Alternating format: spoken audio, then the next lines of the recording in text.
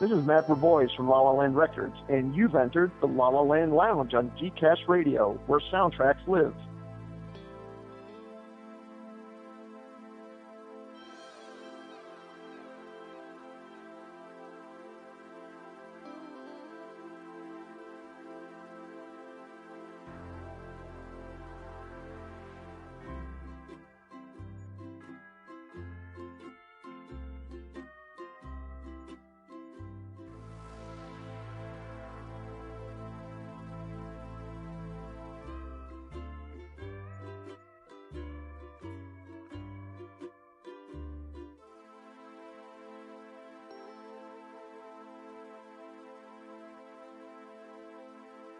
Hello and welcome to the La La Land Lounge here on GeekCast Radio. This is coming to you on a Tuesday, seeing as how most music releases on Tuesdays. That's probably when the La La Land Lounge is going to be released from here on out, is on Tuesdays. I'm, of course, TFG and Mike, and here in episode 5, joining me is Doug Abel from Talking About My Generation. Hello.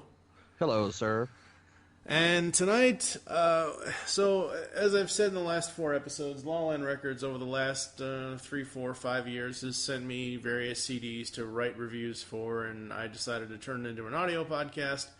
And as you heard in the very beginning, we're going to be talking about 2 very different films that actually have 2 anniversaries this year in 2016. This episode of the La La Land Lounge is called The Primal Fear of Ferris Bueller. Now, I know people might be listening to this and be like, TFG and Mike, you've lost your goddamn mind. But Primal Fear, starring Richard Gere, Laura Linney, and Terry O'Quinn, and Edward Norton, and a bunch of other people, came out 20 years ago this year. Ferris Bueller came out 30 years ago this year. Now, if you head on over to MWire episode 123, we already covered Ferris in movie form, talking about the movie, but here tonight we're going to be talking about the soundtrack for Ferris, but we got to start by going 20 years ago to Primal Fear. I have not seen this movie in God knows how long, and as I say in every episode, I have to actually watch the thing to hear the music in context. Yeah. And this was Edward Norton's film debut. Scary when you think about it, all the stuff that he's done, I mean, from the Hulk and Diner and, God, all sorts of stuff. I mean, most people will know him, famously from, that one movie not supposed to talk about, you just... Yeah, you just don't talk about Fight Club. That's the rule. So most people will remember him from that for the most part. See, I remembered him from American History X when he was a neo-Nazi, which, God, that was good. Yeah. And I remember him being in this, and I remember Gere being in this, and I'm like, Richard Gere and Edward Norton, that just doesn't, I mean, Richard Gere, Pretty Woman, Officer and a Gentleman, I'm just taking this off the top of my head, folks. First Night, Yeah, God, I want to say My Best Friend's Wedding, but I know that's not right. No, it was another Runaway Bride. That's the one. Yep. Yeah, but My Best Friend's Wedding was his better half, his hooker half. Yeah. So yeah, Primal Fear, done by James Newton Howard, which I actually had to look him up, not because I didn't know what he has done, because the last few years he's been collaborating with Hans Zimmer on the various DC superhero film things with Man of Steel and the Batman Nolan films and that kind of thing. So I've known what he's been doing and what he's done in the past, but the reason why I had to look James Newton Howard up is because I thought he was dead.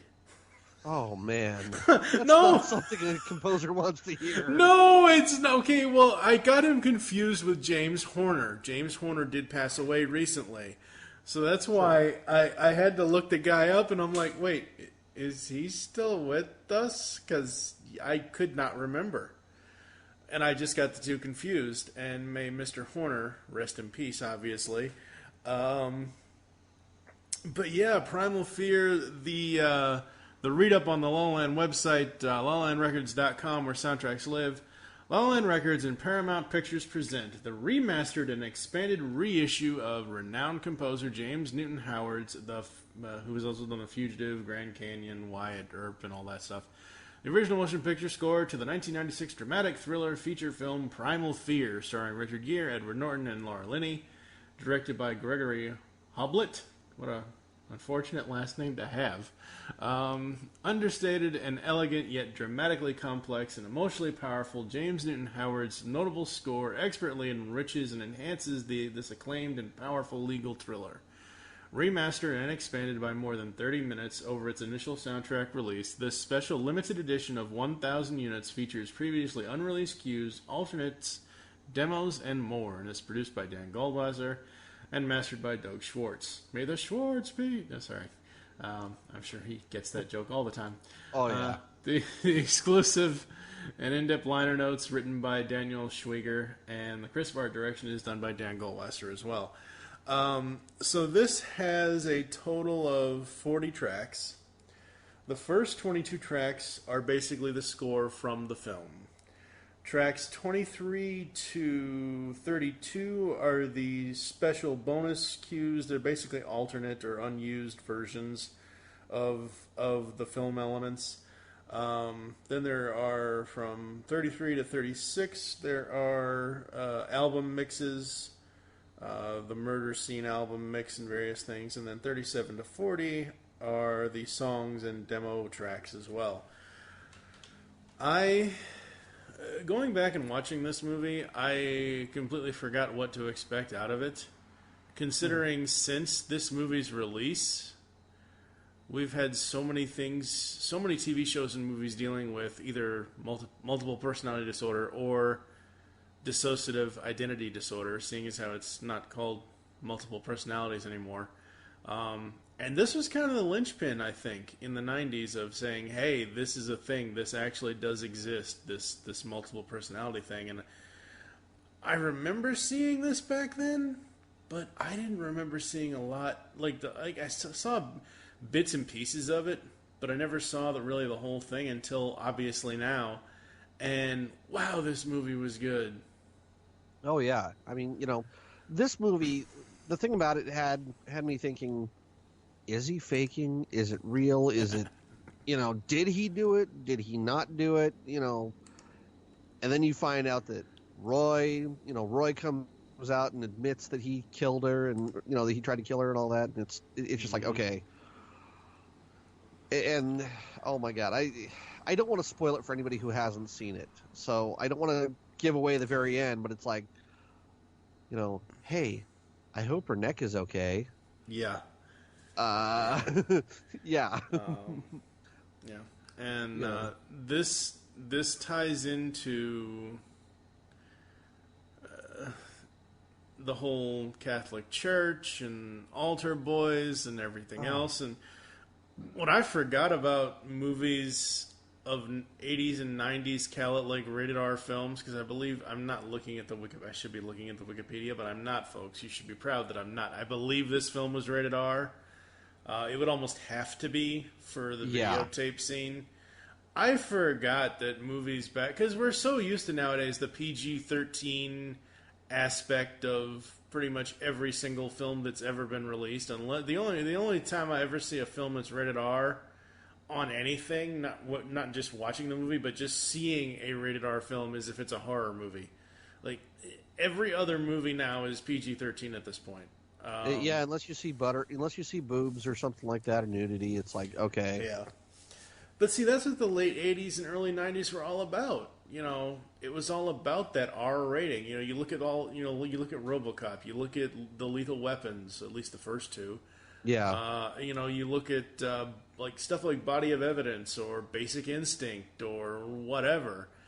I just forgot. I had forgotten how, I don't want to say blatant, but how open they were with certain parts of nudity and sexuality and all that stuff, and it was just kind of strange seeing that. I have not, up until about, I think, 5 years ago, I had not seen the original RoboCop in a long time. Watching that movie again and realizing how violent that movie is, I'm like, oh my God. But Primal Fear, Really enjoyed the film. I think all the actors did a wonderful job. It's kind of weird seeing Terry O'Quinn with actual hair and a mustache. Well, you saw that in The Rocketeer, so, when he played Howard Hughes. Well, yeah, but I'm saying compared to now, most of the time, like on Lost and things like that he's done recently, he's either bald with a gray mustache or no mustache at all. So yeah, so that was a little strange, but I love the movie, and James Newton Howard's score for this.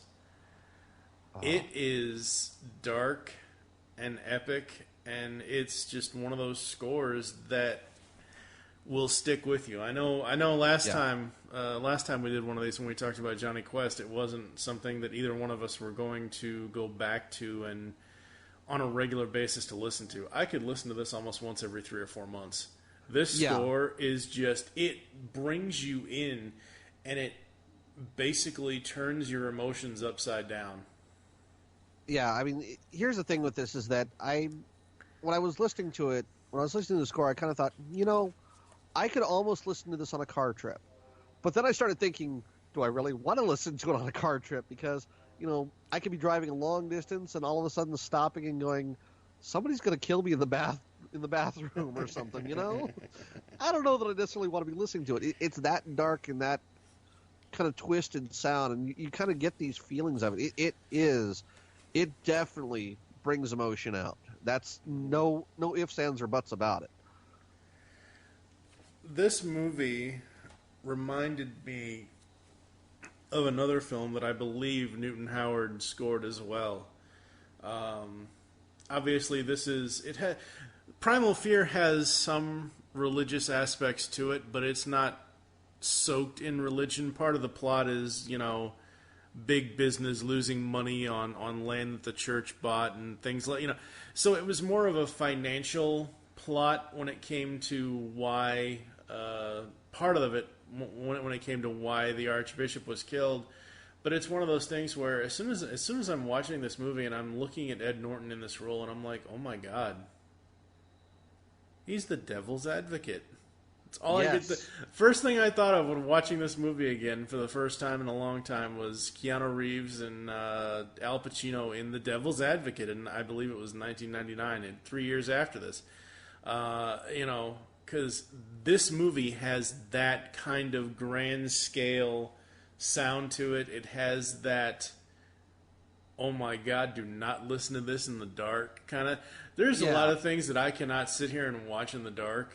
Unsolved Mysteries has always been something, even now, that I cannot watch in the dark because Robert Stack, as awesome as he was, creeps you the hell out with that voice that his voice that he uses, in Unsolved Mysteries. And this is another one. It's one of those movies you should, if you're not into scary, and this movie is not scary by any means. It's more intense than anything else because you just don't know. Yeah. Nowadays, everybody under the sun feels like they can predict what the hell is going to happen in a movie. And that is one thing, ever since I was little, I have always hated. I want to be able to find out what the hell is going to happen as it happens. I don't want, my mom used to do this all the time when she was alive. She would say, oh, that's the guy that did it, or oh, that, and it turns out, she being right. And I'm like, no, don't say that. Don't just sit here and watch the movie and enjoy it. Don't, Well, that's why so many of us like, things like Wild Things or God. Well, yeah, I know. It's the last 10 minutes of the movie, last 15 minutes of the movie where you get the twists. Yeah. That and Sixth Sense. I know a lot of people hate on that movie and hate on the director and everything, but it's the twists are what you look for, and that's, you don't expect what you get. Right. And I think that Primal Fear even had that for this time frame. Oh yeah, and this was the age, 1996 we were on the cusp of the age of the lawyer legal thriller. Because in the 90s, all between The Firm and The Pelican Brief, all the John Grisham novels were getting adapted into movies, and you had so many lawyer movies, legal thriller movies, and this is just another one of those really, really good ones. If I had to pick a couple of favorite tracks off of here, the murder scene, track 1, I like that one. I thought that was really cool. Track 5, Don't Smile, where he tells him not to smile. Let's see here. The courtroom montage was fun. That was interesting. And how James Newton Howard took in... All composers do this with characters, because you have to create a character theme for characters. You can't just have, like, you know, normal, you know, if you look at superhero shows, each hero has his own, you know, entrance theme, that kind of thing. And right. And the track here where Roy appears, it's track 9, the film version of it.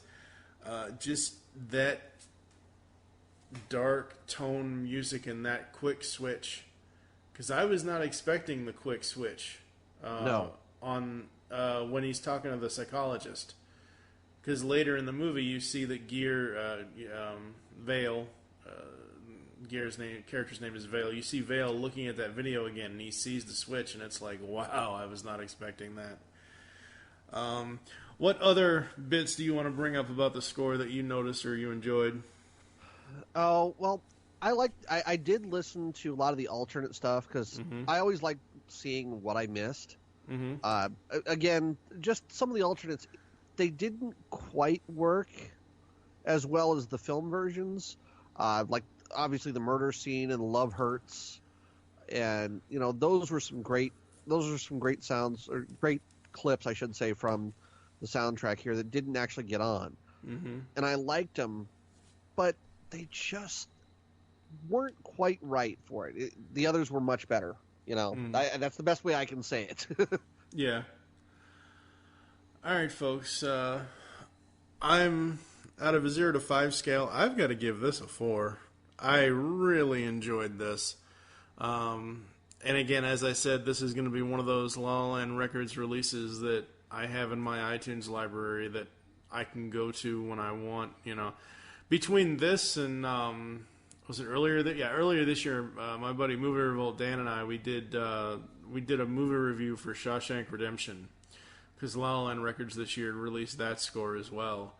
And I remember when I got that score in the mail, and we've already talked about it on MWire, but when I got that score in the mail, it was raining that day, and just the fact of how dark and ominous and dreary the score for Shawshank is, it's like, wow, yeah.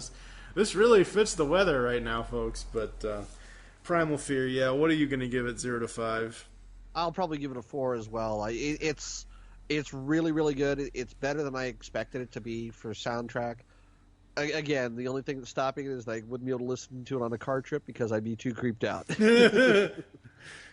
Yeah, you wouldn't be able to listen to it on a car trip because when you're actually driving, you have to pay attention to everything, and this music, as you said, would just scare the bejesus out of you, and you'd be careening all over the road.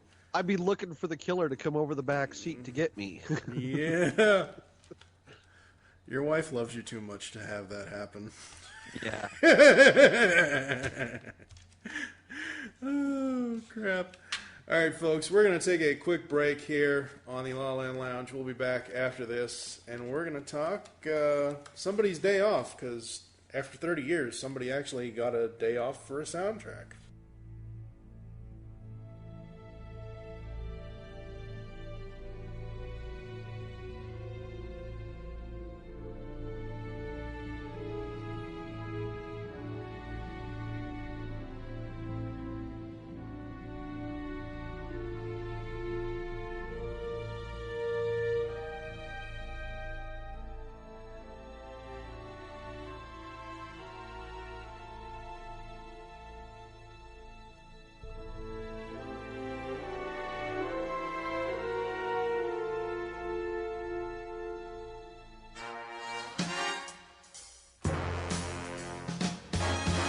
All right, folks, we are back, and we're here to talk about Bueller. Ferris Bueller. That's right, Ferris Bueller's Day Off. La La Land Records and Paramount Pictures commemorate the 30th anniversary of Ferris Bueller's Day Off with the world premiere of the official soundtrack album. Oh, yeah, requested by fans for more than 3 decades, the official original motion picture soundtrack to the classic John Hughes film starring Matthew Broderick, Alan Ruck, and Mia Sara has finally arrived in a special limited edition collector's CD featuring songs from the film and the original score by acclaimed composer Ira Newborn, who also did the Naked Gun trilogy, Uncle Buck, Planes, Trains, and Automobiles.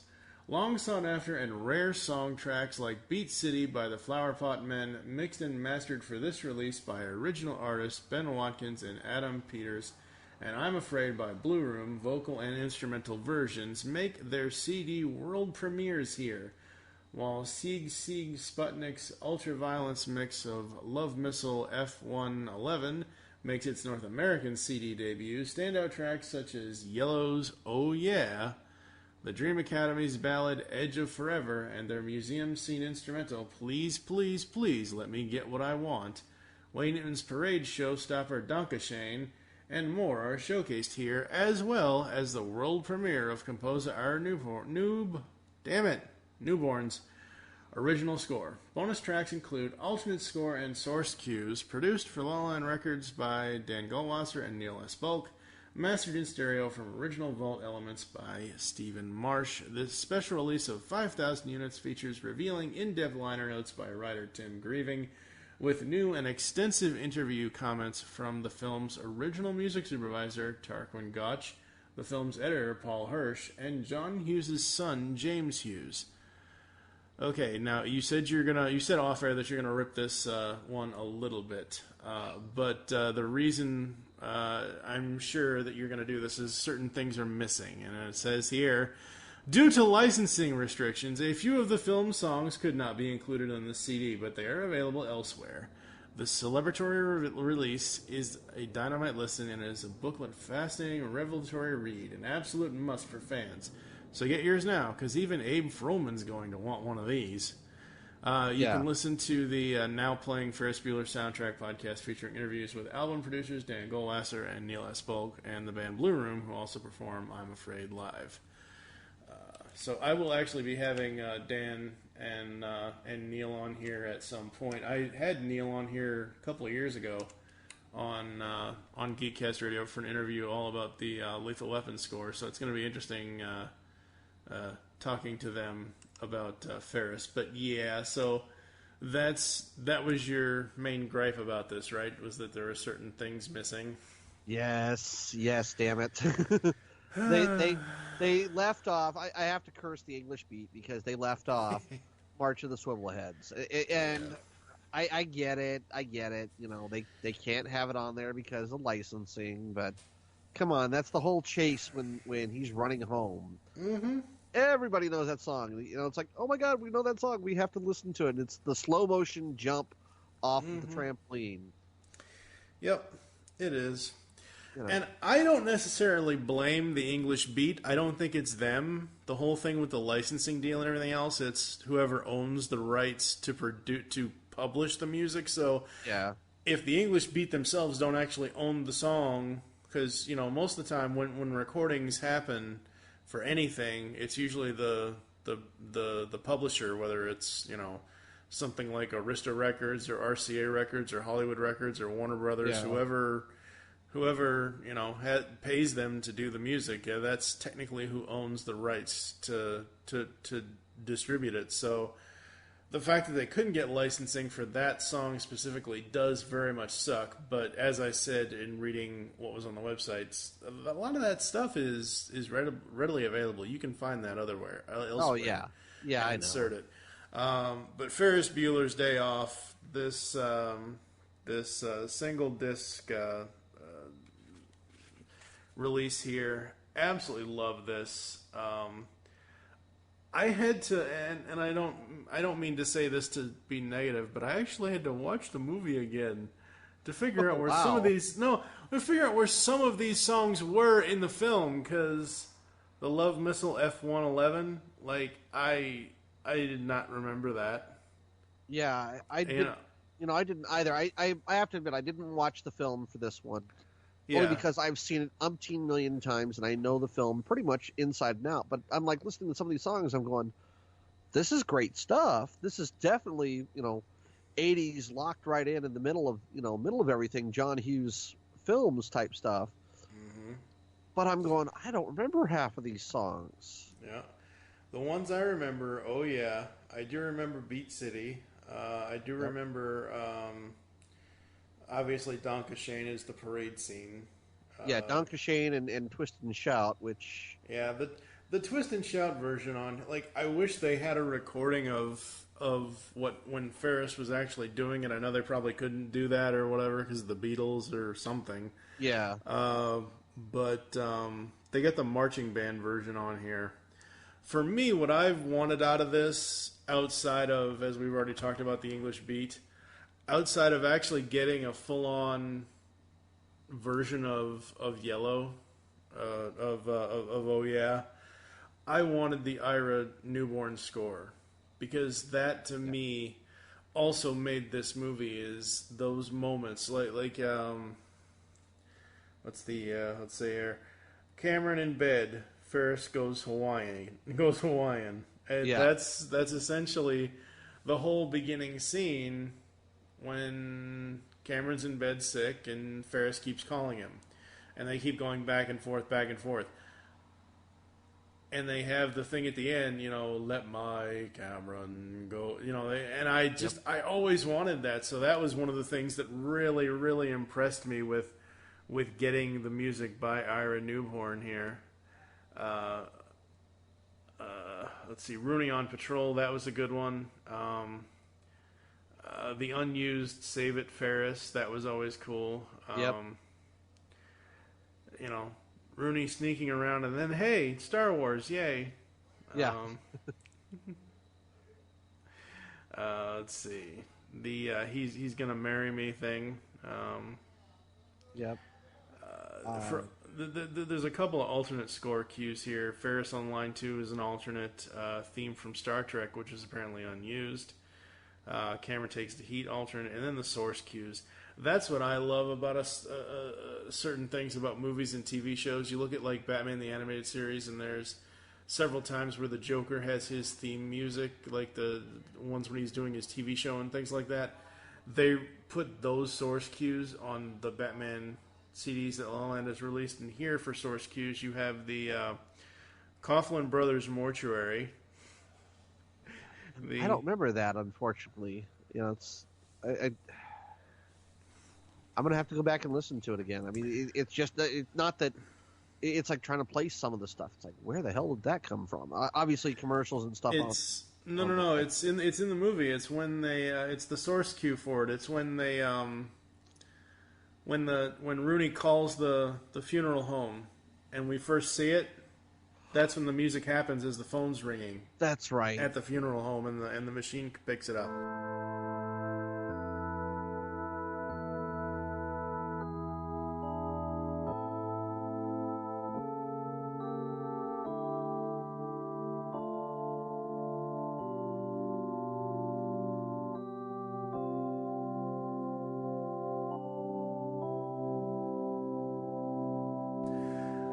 Celebrated minuet. Ballpark baloney. Ballpark baloney is, hey bada, showing bada. Way to go, Cubs. Now you can wait another 2 centuries to win again. Yes, I stole that joke from my buddy Neil. Well, I already told somebody that, this is proof that that the world is going to end come Thursday or Tuesday or whatever it is. Yeah. The Cubs won the World Series. That means that Trump is going to win. The world's going to fall apart. Dogs and cats living together, mass hysteria. Yeah. But like I said, I've had this score for a couple of weeks since Matt over at La La Land sent it to me, and just listening to it again. Actually, I have 2 versions. I have one with everything in it, and then I had to go and take Ira's stuff out to put in a separate playlist so I could just hear the instrumental stuff, and it's just so good. I absolutely love this. This is not it is because it's Ferris Bueller, folks, but even if this wasn't, I would still be listening to this stuff, because this is some really good music. Yeah, it is. It's just, everything about this one, I was really impressed. This, as opposed to the Primal Fear soundtrack, I could listen to this one on a car trip, no problem, continuously. This would be on my iPod for sure. Oh, absolutely, yeah. So I think that's going to do it for us here inside the La La Land Lounge. I assume that we're both giving the Ferris release a 5, even though there are certain things that are missing, but that could not be helped. I'm going to give it a 4.5 out of 5, just because of that. I gotta give it a 5 because it's just so fun to listen to. Coming up next here in the La La Land Lounge, I'm not sure. I do know that starting this Thursday, we're going to be having our GCRN Top 100 Animated Characters Countdown with Part 1, which is the reveals of numbers 100 to 76. So you can check that out on Thursday. Next time around for the La La Land Lounge, it might be... We might do Justice League versus Teen Titans and Batman Bad Blood, which is actually kind of funny because it's 2 movies, 2 scores by Frederick Weidman. And it's on one it's on 2 discs, but it's one release. So how I've been doing these is I've been taking 2 things and mashing them together. Like we had Flash Season 2 and Supergirl Season 1. We had, this time around we had Primal Fear and Ferris Bueller. With this one, all I have to do is just do one episode to talk about 2 different movies. Let's see, I also have Blind Spot Season 1 by Blake Neely over here. So we got that. And then there's DC's Legends of Tomorrow Season 1 and Arrow Season 4. So got a few more episodes coming up. And then whatever La La Land sends me for Christmas this year, I'm not sure what their Christmas releases are going to be. So that's what's going to be coming up over the next few months here on the La La Land Lounge. They bought it.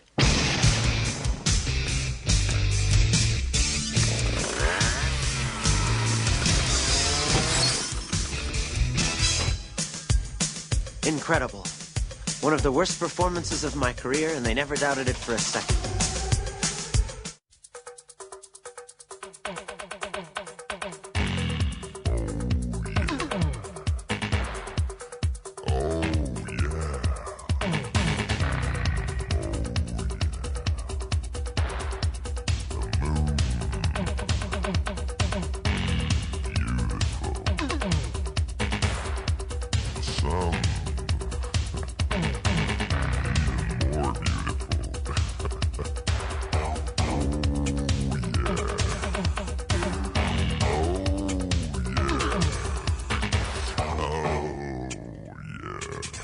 Alright folks, well, Doug's mixer decided to crap the bed, so you can find him, email him mygenerationpodcast@gmail.com, go over to mygenerationpodcast.com to check out all things about Talking About My Generation. You can find him on Facebook as well for Talking About My Generation.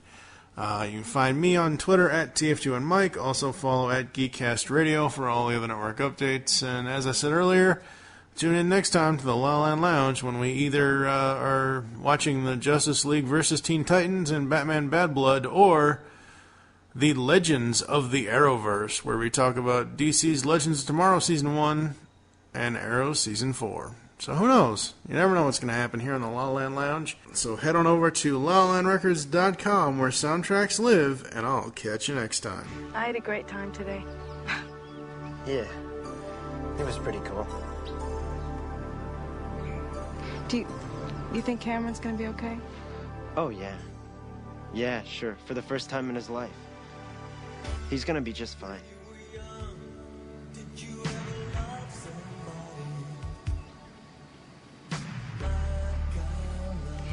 You knew what you were doing when you woke up this morning, didn't you? Me?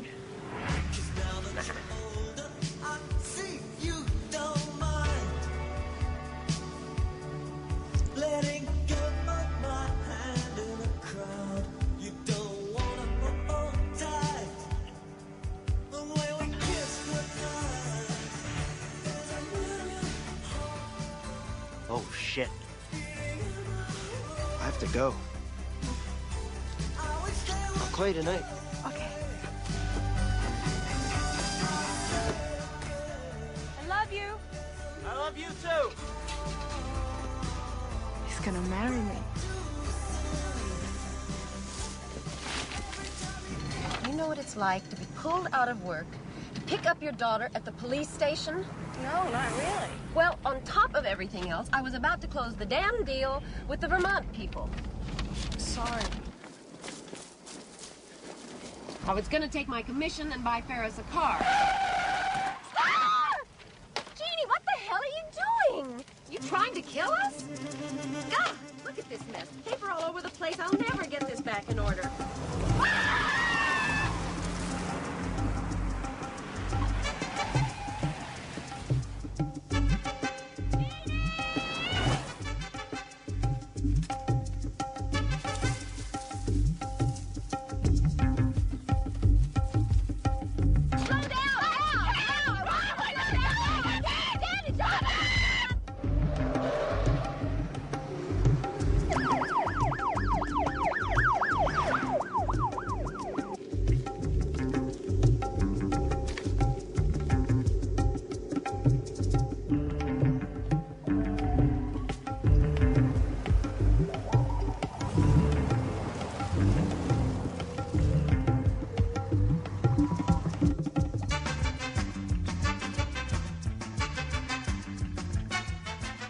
Hi, how you doing? Hi. Ferris Bueller.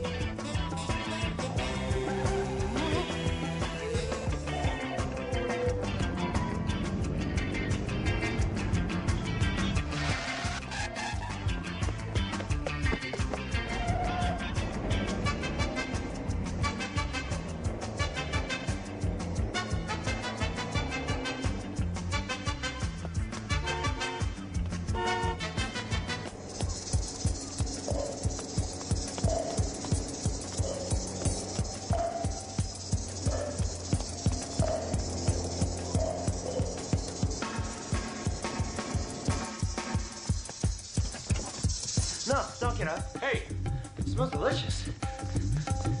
dinner's ready. What? Who's that?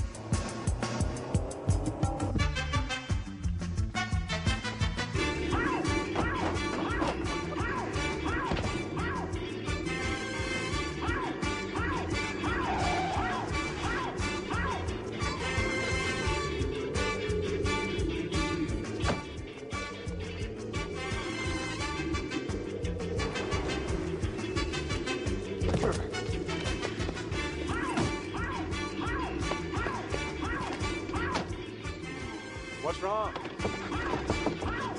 Everything. I just picked up Jeannie at the police station. She got a speeding ticket, another speeding ticket, and I lost the Vermont deal because of her. I think we should shoot her.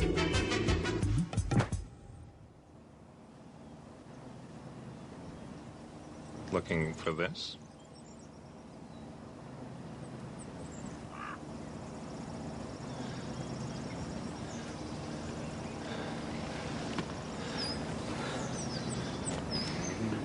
I got you, Ferris.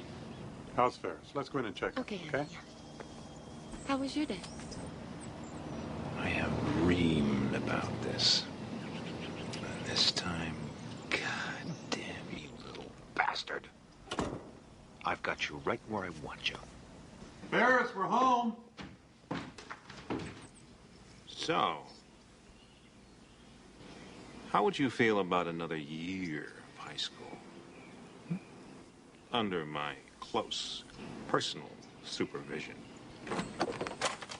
Hi. Thank God you're all right. You know, we've been worried sick about you.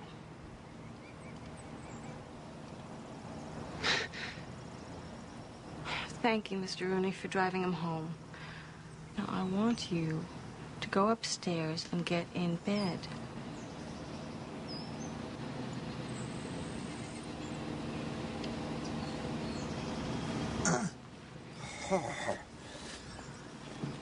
Scoot! Can you imagine someone as sick as Ferris trying to walk home from the hospital? Oh, kids. By the way, Mr. Rooney, you left your wallet on the kitchen floor.